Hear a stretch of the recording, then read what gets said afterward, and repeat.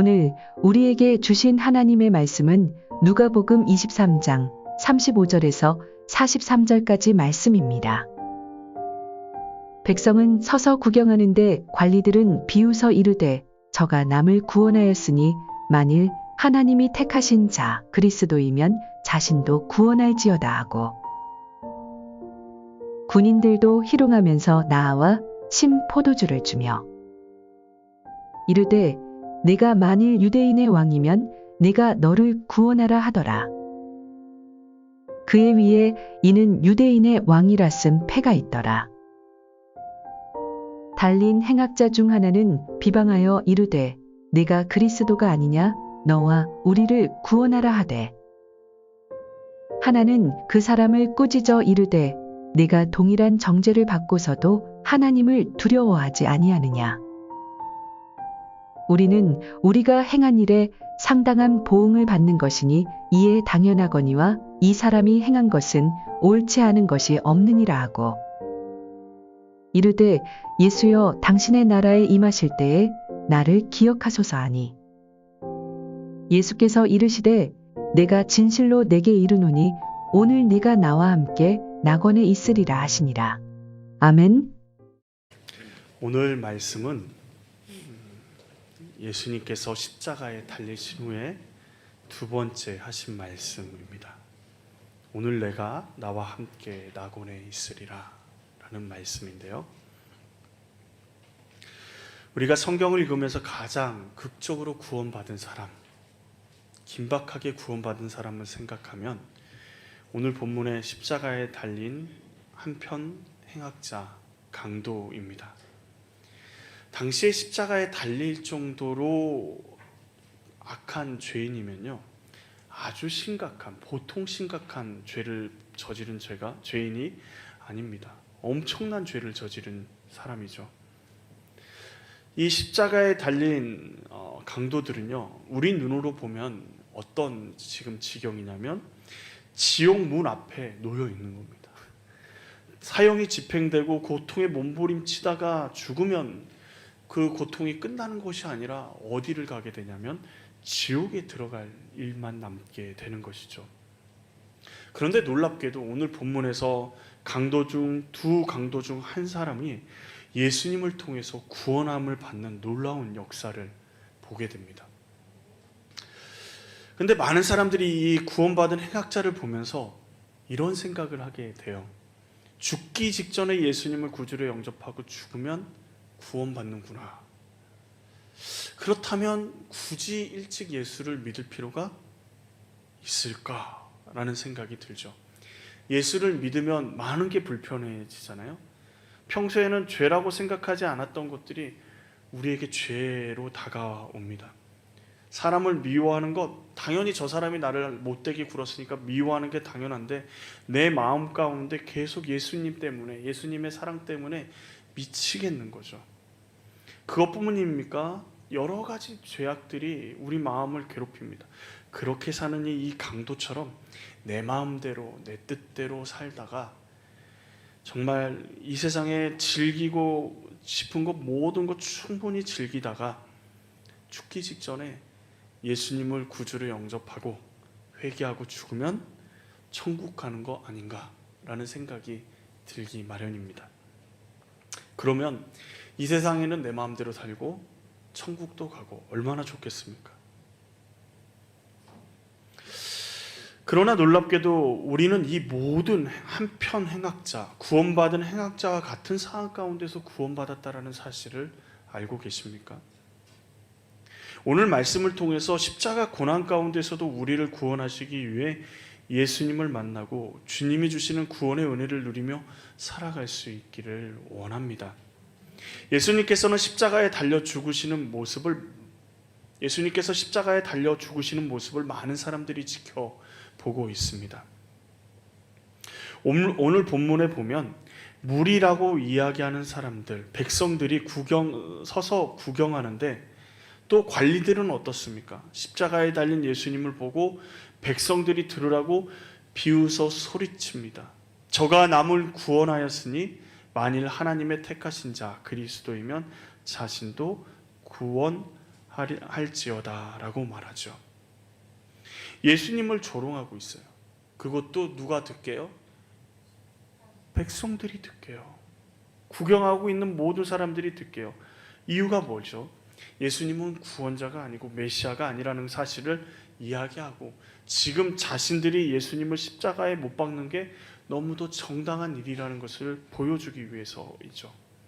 군인들은 어떻게 합니까? 예수님을 희롱하면서 신포도주를 주며 유대인의 왕이면 내가 너를 구원하라 라고 조롱합니다.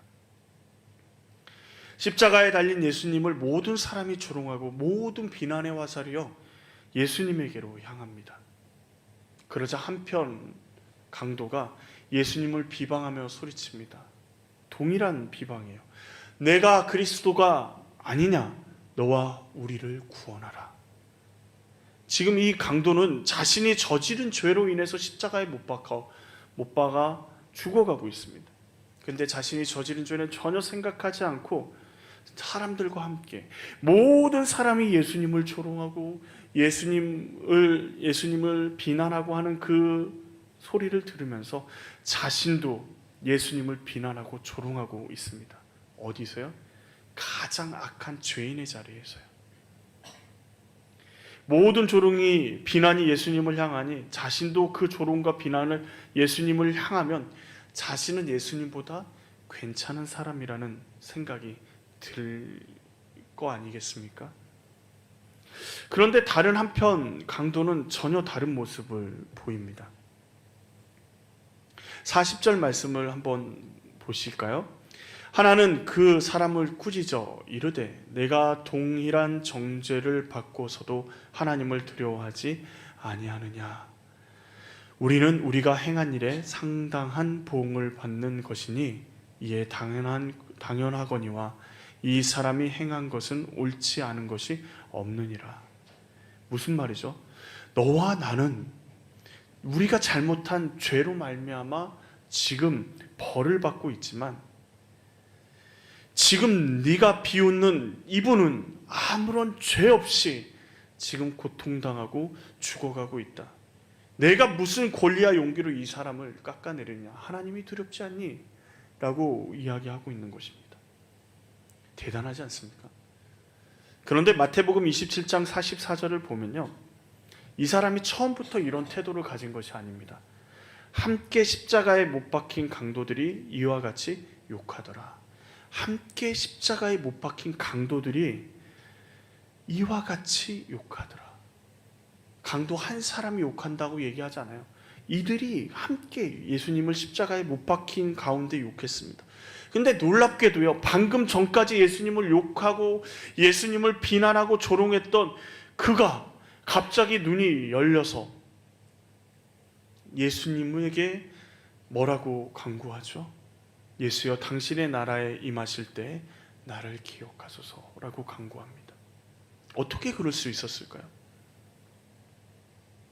더 놀라운 사실은요, 이 사람이 은혜에 막 사람들이 예수님을 따르고 예수님 은혜를 주십시오, 은혜 주셔서 감사합니다 하는 기도의 현장, 예배의 현장에서 예수님을 구주로 영접한 게 아니라 모든 사람이 예수님을 손가락질하고 예수님은 메시아가 아니라고 그러고 그리스도가 아니라고 하는 그 죽음의 현장 가운데서 예수님을 구주로 받아들이고 있다는 것이죠.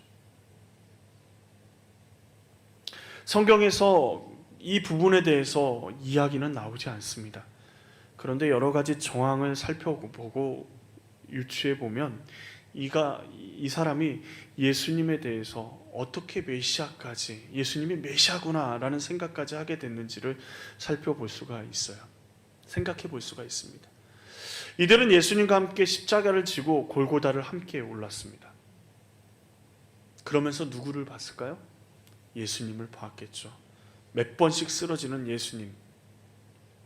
그럴 때마다 채찍이 날아와서 예수님의 몸을 갈기갈기 찢으시는 그 예수님의 모습을 이 사람은 보았습니다. 온몸이 누더기처럼 찢겨져서 사람들이 둘러싸 침뱉고 조롱하고 욕설을 해가면서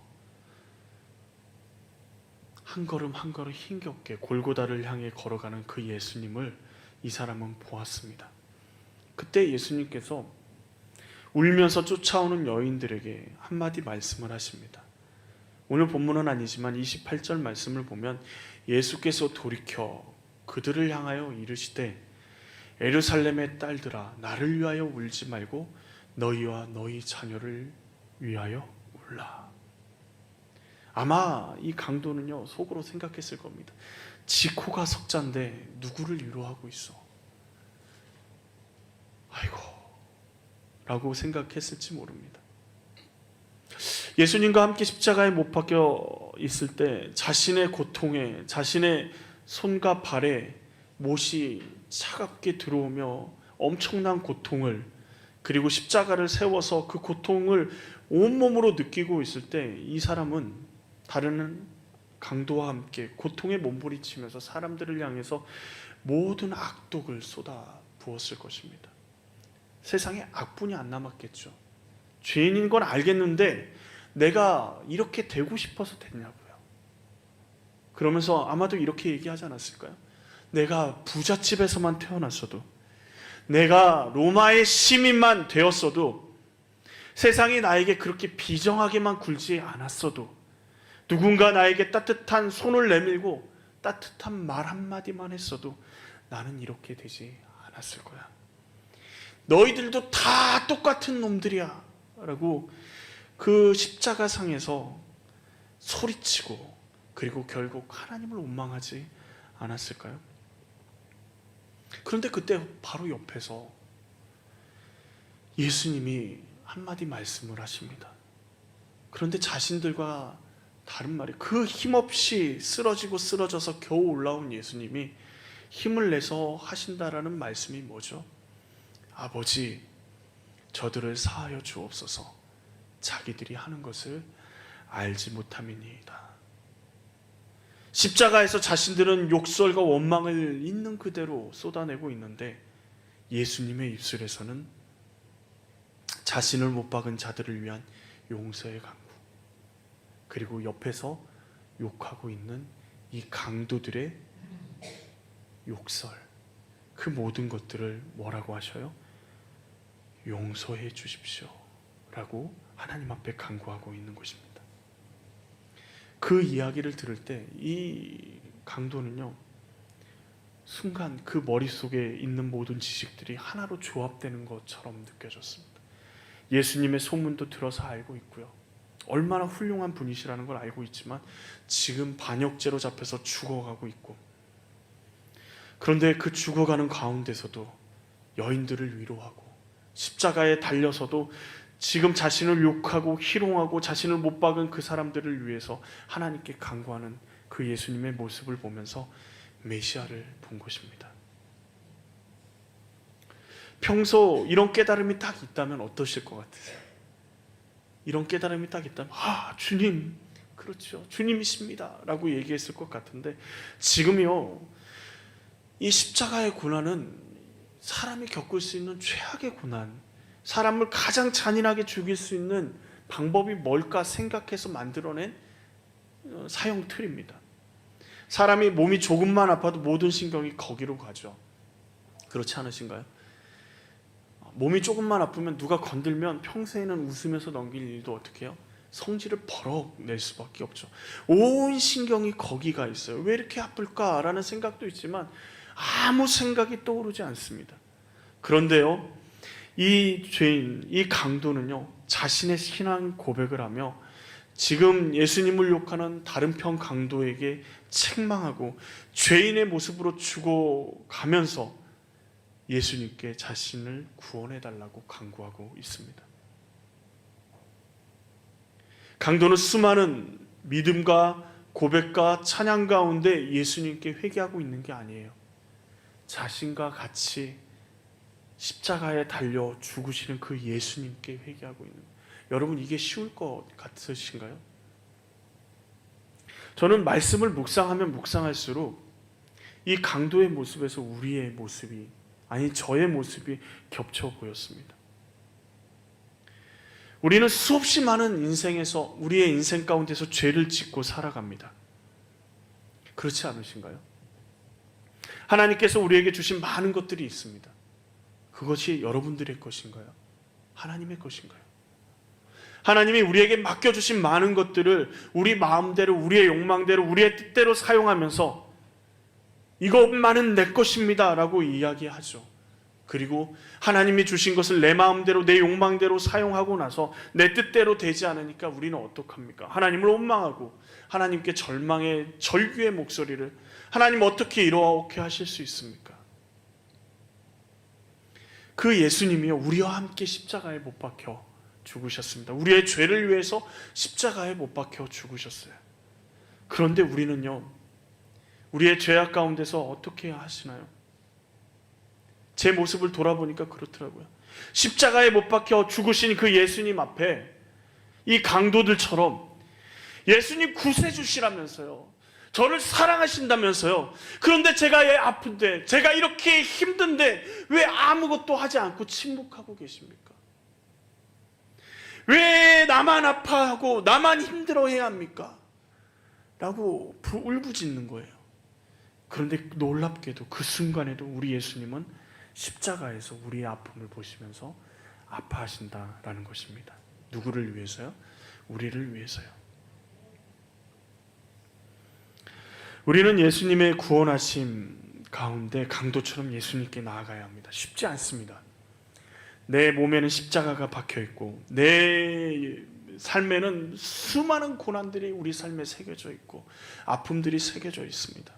어찌할 바 모르는 그 어려움들이 우리 가운데 있습니다. 많은 사람들은 그런 상황들 되면 하나님을 원망하고 자신의 그 아픔을 울부짖습니다.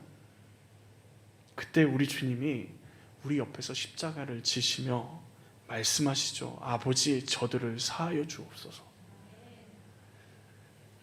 우리가 예수님의 그 십자가 앞에 나아가기 위해서 우리가 해야 될 것이 무엇입니까? 이 행악자처럼요, 우리가 죄인인 것을 깨달아야 합니다. 여러분 죄인이십니까? 어떠신가요? 죄인이십니까? 하면 우리는 저는 죄인입니다 라고 얘기하죠. 근데 질문을 조금 바꿔서요, 여러분 유영철 연쇄살인마처럼 여러분도 죄인이십니까? 그러면 여러분 마음 가운데 어떤 마음이 들죠? 그 정도는 아닌데요. 그 정도는 아닌데요 라는 생각이 듭니다. 이 강도들처럼 내 마음대로 살고 마지막 순간에 예수님을 영접하고 죽는다라는 생각을 하는 이유가 나는 죄인이라는 생각이 없는 거예요. 나는 아직까지 죄인이라는 생각이 없어요. 우리의 상황이 얼마나 긴박한 상황인지 깨닫지 못합니다. 그런 생각 자체가 십자가 위에서 죽어가는 예수님을 비난하는 한평 강도와 같은 자리에 서 있는 겁니다. 지금 상황에서 예수 그리스도가 아니면 아무런 방법이 없음을 깨달아야 하죠. 더 이상 방법이 없습니다. 자신을 십자가에서 내려줄 사람도 없고 이미 십자가형이 집행된 상황 가운데 무엇을 향해 달려가고 있습니까? 죽음을 향해 달려가고 있습니다. 우리도 마찬가지 아닌가요? 이미 죄로 말미암아 우리에게 사형 선고를 이미 하나님이 내리셨습니다. 우리는 무엇을 향해 달려가고 있습니까? 수십 년 더 살 것 같고 수백 년 더 살 것 같지만 우리는 죽음이라는 사형대를 향해 달려가고 있는 것입니다. 예수님 위에 방법이 없습니다. 다른 선택지가 없어요. 지금은 괜찮은 것처럼 큰 소리치고 나처럼 선한 사람 있으면 나와보라고 해 라고 이야기할지 모르지만 그렇게 살고 그렇게 나아가면 결국 우리를 기다리는 것은 사망뿐이 없는 것이죠. 그러기에 우리가 죄인인 것을 깨달으면, 예수님만이 구세주인 것을 깨달으면 지금 당장 예수님을 구주로 영접해야 합니다. 십자가의 고난 가운데, 아니 우리 인생의 고난 가운데 마지막 있는 힘을 다해 주님 앞에 나아갈 때 주님이 우리에게 뭐라고 하시나요? 오늘 이 행악자 마지막 자신의 있는 힘을 다해 예수님께 고백합니다. 예수여, 당신의 나라가 임하실 때에 나를 기억하소서. 자신의 그 원망의 마음, 자신의 아픔의 마음, 자신의 억울한 마음들 다 내려놓고 예수님만 바라보며 당신의 나라에 임하실 때에 나를 기억하소서 간구하는 그에게 예수님이 뭐라고 얘기하시죠? 43절 말씀입니다. 우리 같이 한번 읽어볼까요? 예수께서 이르시되 내가 진실로 내게 이르노니 오늘 내가 나와 함께 낙원에 있으리라 하시니라. 예수님은요, 내일 너가 다시 이 땅의 마지막에 올 때 너가 낙원에 있으리라 말씀하지 않으십니다. 뭐라 그러시죠? 오늘 내가 바로 지금 그 나라에 있을 것이다 라고 말씀하십니다. 내일은 우리에게 주어진 시간이 아닐 수 있습니다.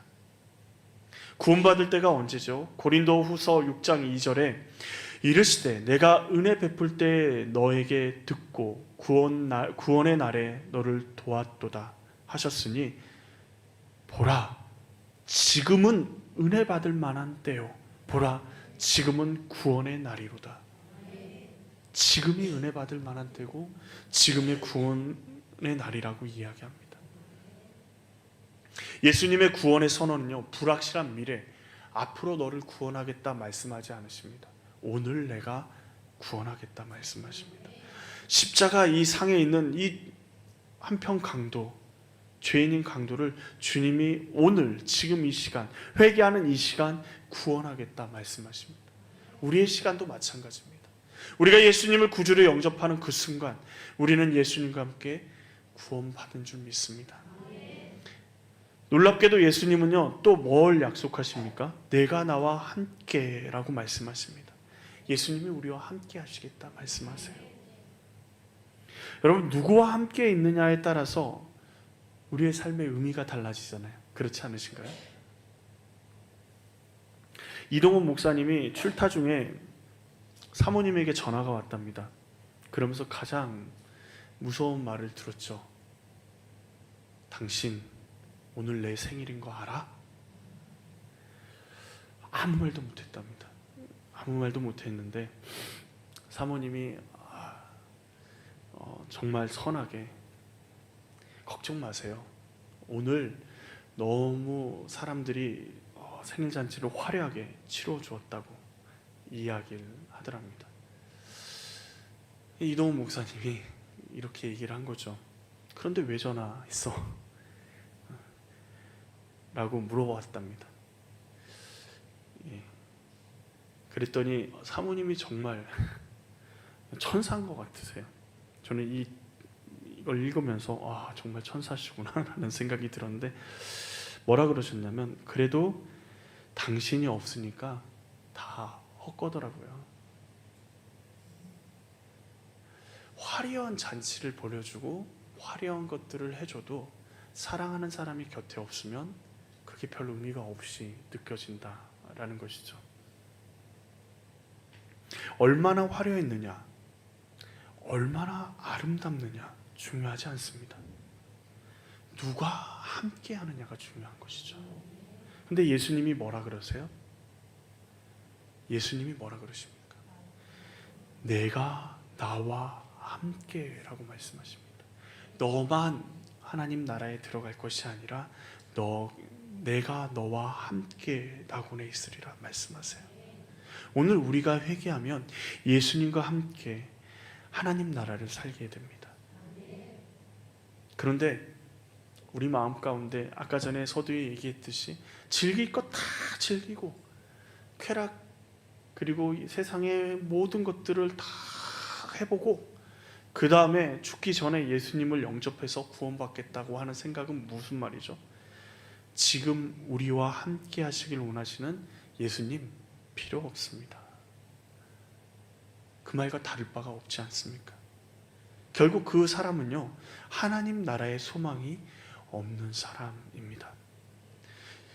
그 사람들의 말을 다른 말로 바꿔보면 현재 지옥의 삶을 더 즐기고 예수님과 함께하지 않고 더 기쁘게 살다가 나중에 예수님 찾아서 하나님 나라 가면 되지라는 생각이죠. 근데 문제는요, 지옥의 삶을 즐기면 즐길수록 하나님 나라와는 거리가 멀어지는 거예요. 천국에 전화가 왔더랍니다. 베드로에게 전화가 왔는데 내가 지금 천국에 있어야 될 사람인데 지금 지옥에 있다고, 지옥에 사탄들이 전부 다 나를 유혹하고 있다고, 빨리 나에게 사람을 천사를 보내서 나를 빨리 천국으로 옮겨달라고.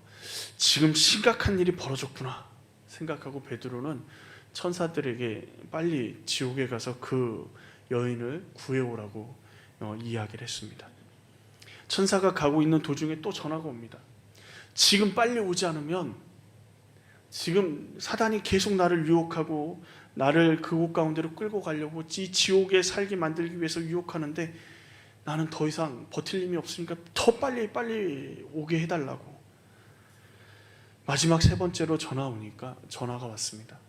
그리고 그 여인이 하는 얘기가 뭐냐면, 여기가 지옥인 줄 알았는데 여기가 천국이라고. 천사를 보낼 필요가 없다. 무슨 말이죠? 처음에는요, 예수를 믿을 때, 예수님이 그 마음 가운데 있을 때 이 땅 가운데서의 악한 것들이 지옥처럼 느껴졌는데 한 번, 두 번 그 내 삶을 뺏기고 지옥의 삶을 경험하기 시작하고 그것이 좋게 여기기 시작하니까 하나님 나라는 멀어지게 되는 것입니다. 문제는 지옥의 삶을 즐기면 즐길수록요, 하나님 나라와는 거리가 멀어질 수밖에 없어요.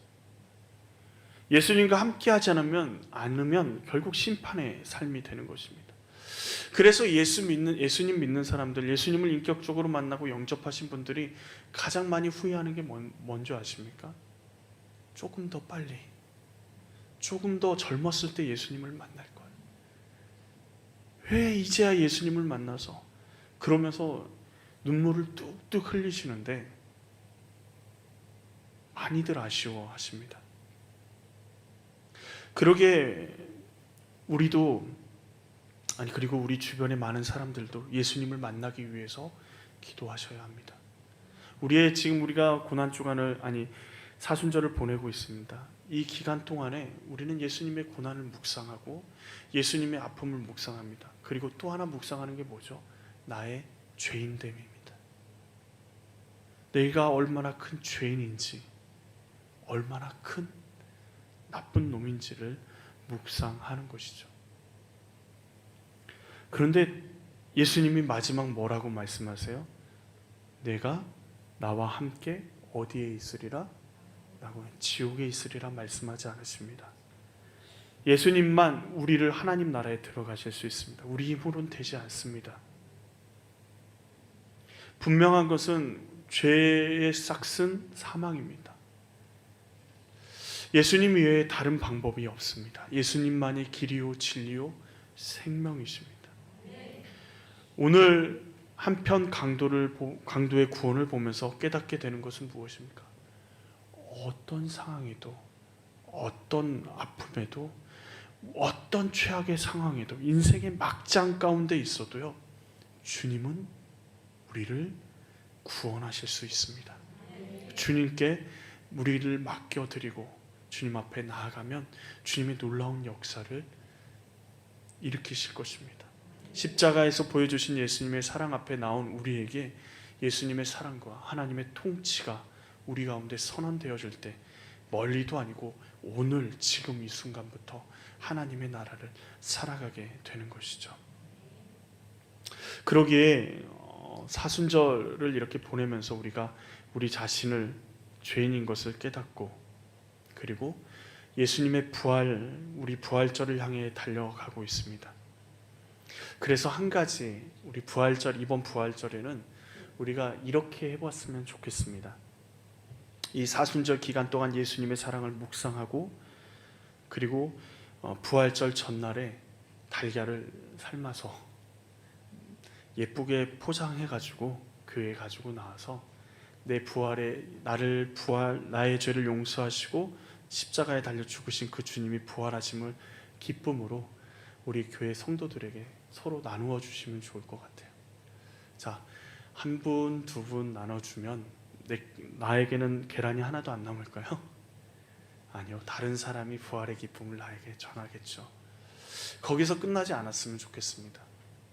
그 부활의 기쁨을요, 다른 사람에게만 나눠주는 것이, 우리 성도들에게만 나눠주는 것이 아니고 우리만 누리는 것이 아니라 우리 주변에 예수를 믿지 않는 사람들에게 그날 부활절날 찾아가서, 좋잖아요. 이야기하기도, 오늘 부활절이라 교회에서 달걀을 이렇게 선물로 줬는데 네가 생각나더라, 당신이 생각나더라 하며 나눠줄 수 있는 귀한 부활절이 될 수 있기를 원합니다. 그것이 우리에게 기쁨으로 우리가 전할 수 있으려면 오늘 예수님의 그 말씀, 오늘 내가 나와 함께 낙원에 있으리라 하신 그 구원의 선언이 다른 사람의 이야기가 아니라 오늘 나의 이야기가 되어야 한다라는 것입니다. 모든 사람이 우리를 손가락질하고 오늘 더 이상 희망이 없고 죽음만, 심판만 기다리는 인생 가운데 있는 강도와 같은 우리의 모습일지라도 예수님께 나아가면 구원받고 하나님의 나라를 선물로 받을 줄 믿습니다. 그 예수님이 오늘도 우리를 기다리시고 그리고 우리와 함께 하시고 하나님의 놀라운 은혜를 우리 가운데 베풀어 주시는 줄 믿습니다. 기도하시겠습니다. 은혜가 풍성하신 하나님 아버지, 주님의 십자가 그 사랑을 다시 한번 깨닫게 됩니다. 오늘 내가 나와 함께 낙원에 있으리라 말씀하시는 그 주님 앞에 오늘도 주님과 함께 있기를 원합니다. 오늘도 주님과 동행하기를 원하고 오늘도 주님의 통치 가운데 주님의 나라를 살아가기를 원합니다. 하나님, 우리를 붙잡아 주시고 우리 가운데 주님의 놀라운 역사하심들이 드러나게 하여 주시옵소서.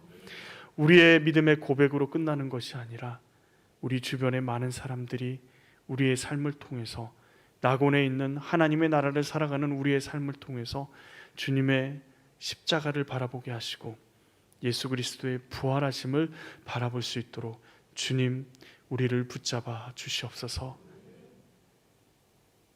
예수여, 당신의 나라에 임하실 때 나를 기억하소서. 그 우리의 간구에 오늘 내가 나와 함께 낙원에 있으리라 응답하시는 그 예수님을 기억하며 그 사랑 가운데 나아갑니다. 주님, 붙잡아 주시옵소서.